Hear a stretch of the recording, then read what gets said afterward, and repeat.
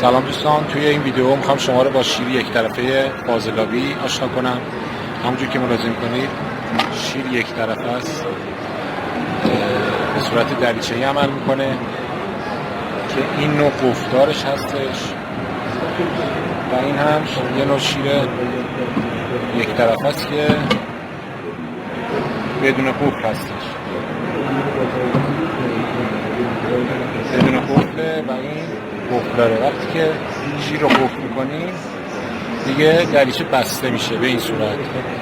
توی سایز 110 125 و 160 موجوده به صورت پوشفیتی اورینگی و به صورت پولیکایی که همون چسبی میشه.